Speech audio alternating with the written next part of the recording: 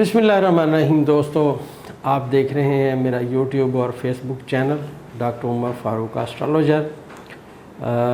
मैंने जैसा पहले वीडियो में बताया था कि पूरी दुनिया के ज़ायचे में मरीख़ और ज़ोहल नेगेटिव होंगे और इसके पूरी दुनिया में असरात आएंगे। आज उनके नेगेटिव तरीन होने का आखिरी दिन है। कल से सूरत हाल इस नहुसत में, इस नहस वक्त में कल से सूरत हाल बेहतर होना शुरू हो जाएगी। देखिए दोस्तों, कुरान शरीफ में है, अल्लाह तबारक व तआला ने एक कौम का ज़िक्र किया और अल्लाह ने कहा कि हमने नहस दिनों में उन पे तेज़ और तुंद हवा भेजी।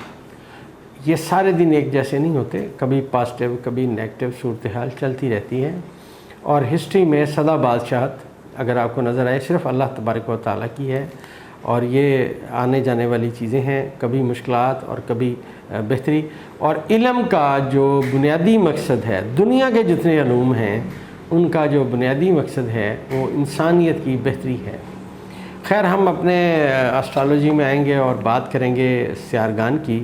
तो सबसे पहले मैं ये बताता चलूँ कि आने वाले वक्त में जो आज का दिन है ये मुश्किलात का आखिरी दिन है। कल से सूरत हाल बतदरीज बेहतरी की सिमत में जाना शुरू हो जाएगी, लेकिन अभी भी 5 दर्जे तक हद 2.5 दर्जे एक तरफ से, 2.5 दर्जे दूसरी तरफ से हद इत्तिसाल होता है। जो 23 तारीख को यह हद इत्तिसाल भी ख़त्म हो जाएगा और अब सितारे अपनी अपनी राह लेंगे। और ये मैं बताता चलूँ कि इमरान खान साहब के ज़ायचे में जो मैंने काम किया, जो मैंने बेहतरी देखी पाकिस्तान के ज़ायचे में, ये सारी बातें आज हम सियारगान की पोजीशन में इंशाल्लाह नोट करेंगे।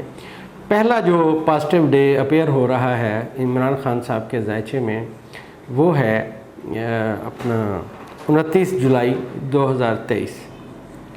29 जुलाई 2023 को अतारद जो है वो इनके ज़ायचे के 10वें खाने में पहुंच जाएगा जहां मरीख़ बैठा हुआ है।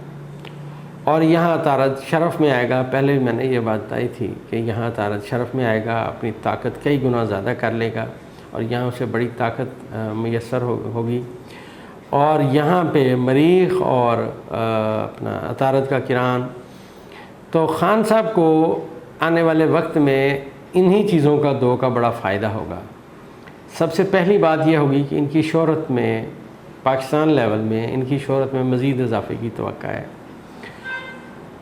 जब भी 10वें खाने का हाकम 10वें में आता है और या कहीं भी ज़ायचे में वो ताकत पकड़ता है तो उस शख्स के लिए 2 चीज़ों में बेहतरी आती है, एक उसकी शोहरत में, दूसरा उसके रोज़गार में। तो ख़ान साहब के ज़ायचे में अतारद 29 जुलाई को जब यहाँ आएगा तो ये इनकी कामयाबी में बेहतरी की बातें करेगा।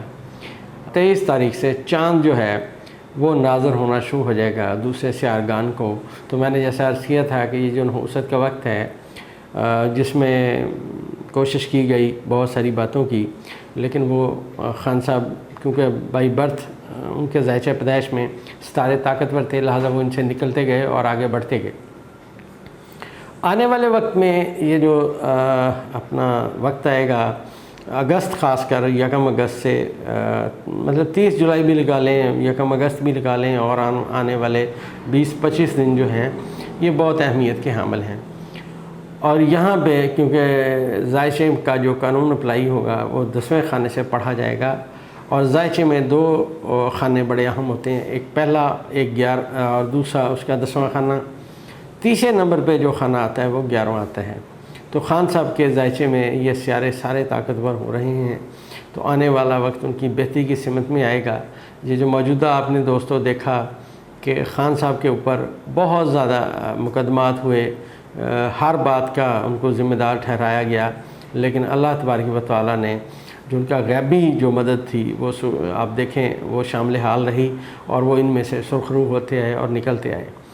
अब ये जो आखिरी जो सूरत हाल है जो इनकी ज़ायचे में थी, मैंने अर्ज़ किया था कि इनके ज़ायचे के 11वें खाने में अब ज़ंब आ गया है, लिहाजा अब इन्हें किसी से कोई तवक्का नहीं रखनी चाहिए, अपनी टीम बनाने के ऊपर काम करना चाहिए।